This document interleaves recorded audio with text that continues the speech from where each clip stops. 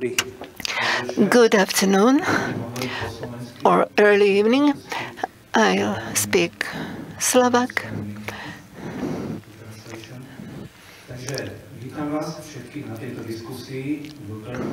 I want to welcome you all to this discussion.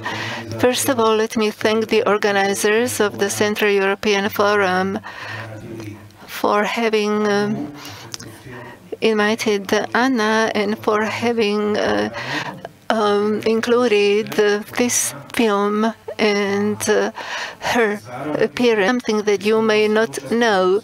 But when at the time I had a discussion concerning Kosovo with Dr. Czarnogórsky, the former Prime Minister and former Justice Minister of Slovakia, because Kosovo is also part of a 250,000 of ethnic Albanians 6 months or some time prior to the war fled before Serbian paramilitary and military units. During my discussion, I mentioned these facts, and our ex-prime minister responded, yes, but that was not a genocide. The reason I mention this now is that in Slovakia we have a very strong pro-Serbian and anti-Albanian public opinion. Kosovo is still a story which is very much alive. It will soon be the 10th anniversary of its declaration of independence, and the places shown in the film are familiar, very much familiar to me as well. Anna, I have the first question to you. What is your motivation? Why do you pay attention to this testimony, not only concerning Kosovo, but also concerning other war conflicts? Thank you very much, first of all, for having me here.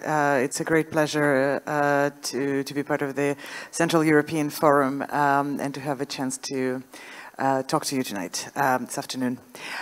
In terms of motivation, I think I do have a particularly strong sense of justice, and that is probably related to my background, of which you heard a little bit in the film. I am Russian. I did grow up in a very special place in a very special time, and everywhere I go, just regardless of how desperate the situations might be. But also, I just think that it's. I'm just trying not to sound too melodramatic, but in all of those places, once you see people who are just stuck there, civilians between the warring parties or activists, people who are trying to help, it's impossible to quit. It's not the job that you can quit after you have seen them, not necessarily the horrible things that are happening to them, but after you have seen all of them. You cannot just go away and forget, and then you know that you will see similar things in the next crisis.